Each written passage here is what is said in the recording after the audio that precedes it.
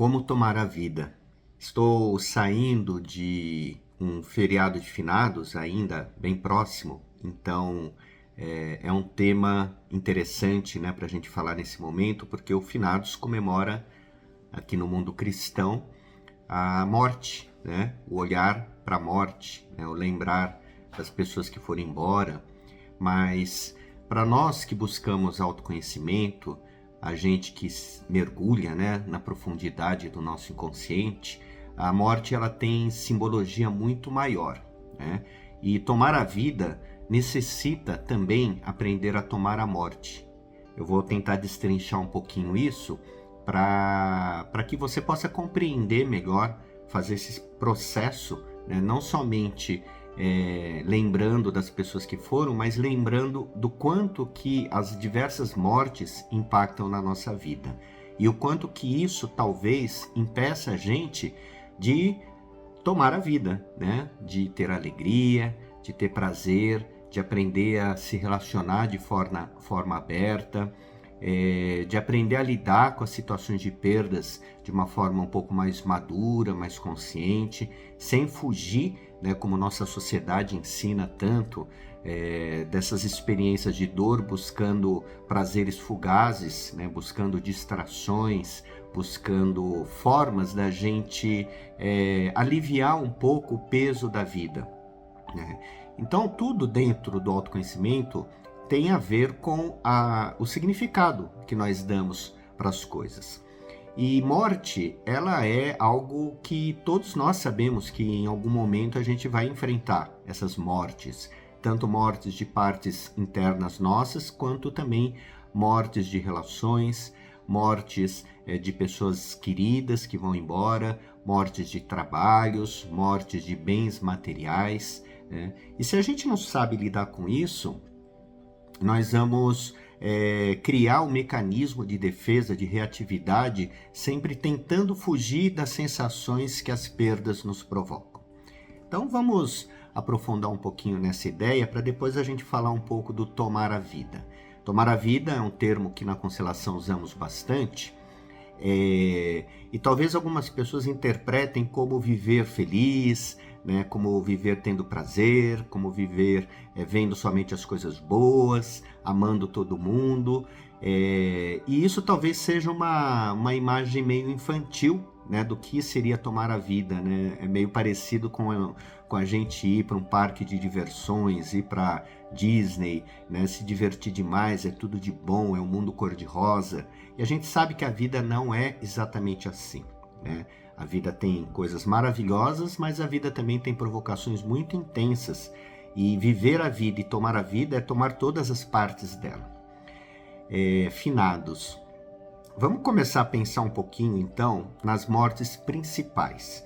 Simbolicamente, morte de pai e mãe é talvez a maior dificuldade que nós, como seres humanos, temos, né? Principalmente a morte da mãe, porque é da mãe que nós fomos gerados, gestados, é da mãe que nós requisitamos o amor incondicional, a proteção, a nutrição, e desde o nascimento a gente já começa a perder esse contato íntimo com a mãe, né? Alguns radicalmente, porque a mãe vai embora, às vezes a mãe falece no parto, ou gradualmente, né? A mãe tem suas preocupações, tem suas perturbações, tem suas atividades, as suas dificuldades de dar o acolhimento, e aí é importante que as mães entendam que é impossível dar todo o acolhimento que uma criança necessita, né? Então faz parte do crescimento emocional saber lidar com essa separação da nutrição, da proteção que a mãe simboliza para todos nós.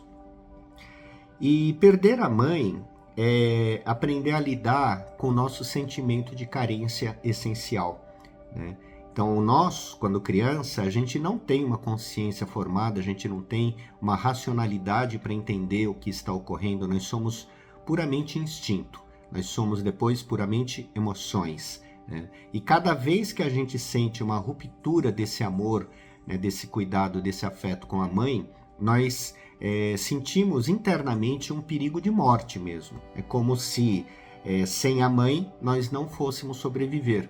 Isso, de certa forma, é uma realidade, né? Se a mãe deixar um bebê no meio do mato, né, e esse bebê não tiver mais essa proteção e a nutrição da mãe, ele naturalmente irá morrer, né? Então, instintivamente, a gente sente esse apego, com a mãe, né? Não importa como que a mãe seja, né? Se ela é uma mãe boa, amorosa, carinhosa ou não, a gente tem, todos nós, um apego muito grande com a mãe. E depois que nós crescemos, nós começamos a entrar em contato com o pai também. Então, às vezes, existe esse pai que é um protetor, que é um guia, que é aquela pessoa que nos ajuda a desbravar o mundo, né, que nos incentiva. Ou, às vezes, temos um pai também disfuncional, um pai que não tem uma condição emocional ou uma presença suficiente para dar essa guiança, para dar essa segurança, para dar indicar esse caminho para a vida. E isso também, em algum momento, faz falta. Nós sentimos a falta desse pai. Algumas pessoas nem tiveram esse pai presente, algumas pessoas o pai foi embora antes do nascimento, ou depois de alguns anos de vida, ou ele esteve presente, mas ausente ao mesmo tempo, porque trabalhava demais, ele estava perdido nos seus vícios, nas coisas da vida, às vezes com outras mulheres, né? E aí a gente vai sendo provocado, inclusive a olhar para essa nossa falta, que pode se manifestar em forma de raiva, né, em forma de tristeza. Então, o que essa falta de pai e mãe, que essencialmente de alguma forma todos nós sentimos, irá nos provocar? A olhar principalmente nossas emoções, né? Medo, tristeza, raiva, e aprender também a lidar com a alegria e a lidar com esse afeto, com esse amor que nós naturalmente sentimos. Dependendo da história, né, então pessoas muito traumatizadas, com uma família muito disfuncional, vão ficar mais presos nas emoções difíceis, tristeza, raiva, medo, né? E vão ter dificuldade de sentir alegria, de sentir prazer, de se sentir amado e também, posteriormente, a dar amor. E assim nós crescemos.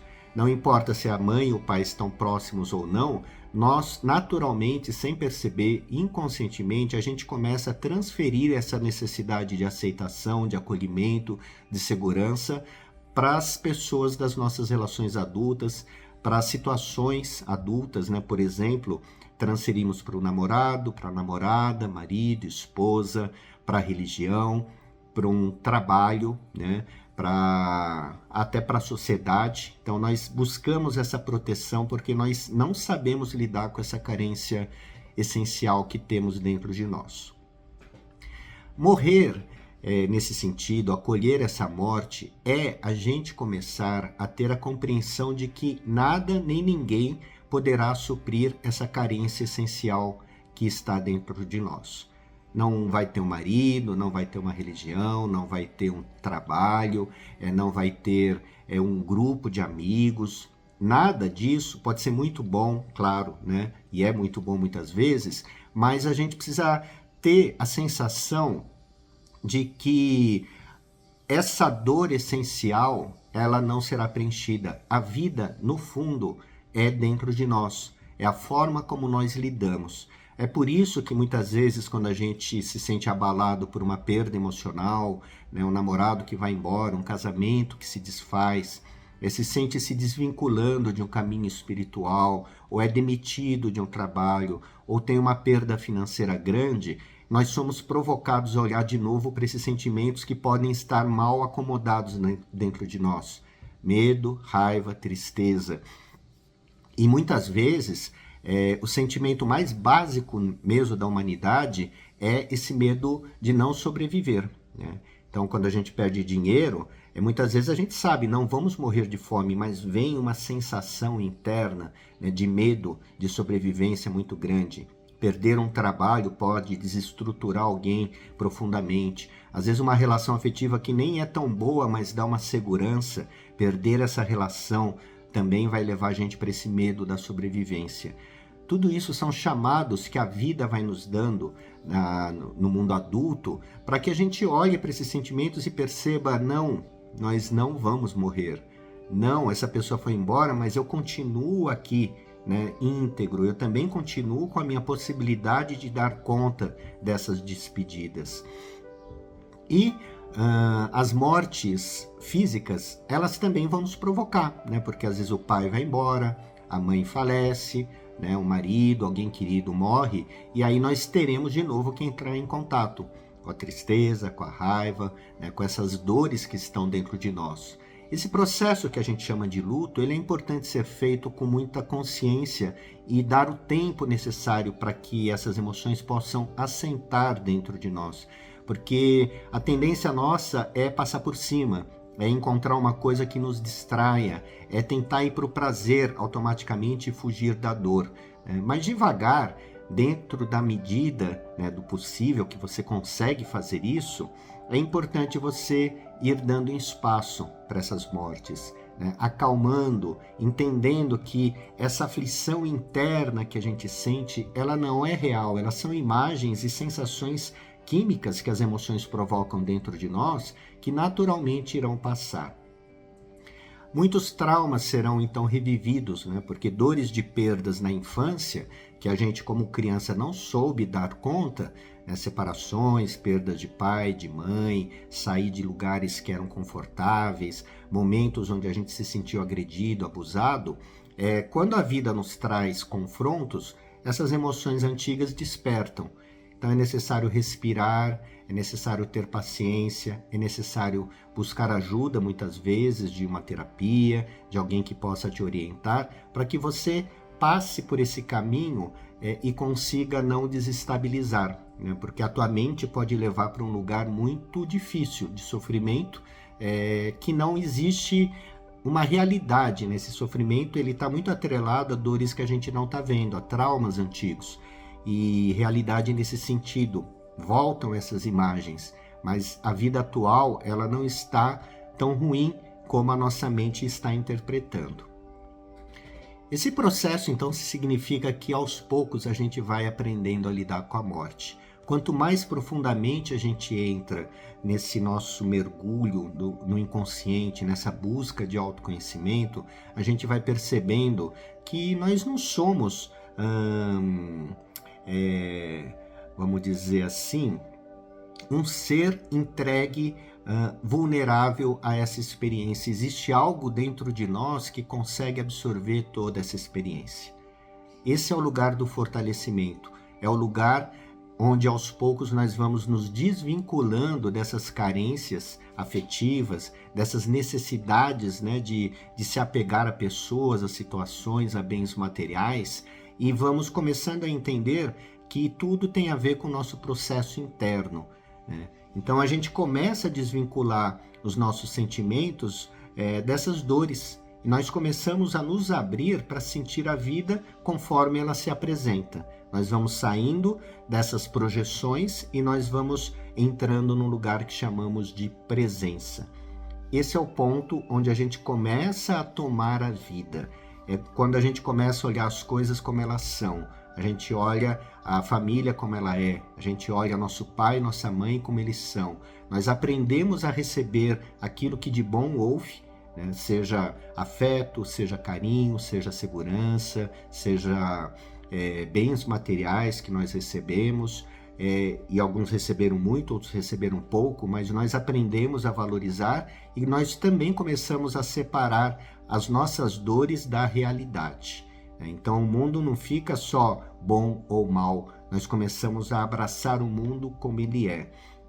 Nesse momento, é o momento que nós começamos a abrir esse chakra cardíaco, nós começamos realmente a aprender a sentir totalmente a experiência da vida, porque durante uma grande etapa da nossa vida, os sentimentos eles estão presos com medo, né, de sentir as dores, e nós não conseguimos nos entregar plenamente, seja por um amor, por uma relação, por uma troca dentro do trabalho, com a experiência que nós temos com a vida, com a natureza, né, com as coisas bonitas, né, que a vida também nos propõe.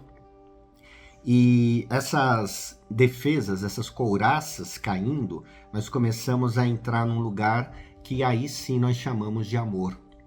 É o amor pela vida, é o amor pela experiência, é o amor por poder perceber tudo isso e sentir o quanto de força nós temos para curtir aquilo que é bom, para saber se defender, saber ser flexível nas situações ruins, vivendo essa experiência com toda a intensidade, né? Com toda a beleza que é a experiência de estar vivo.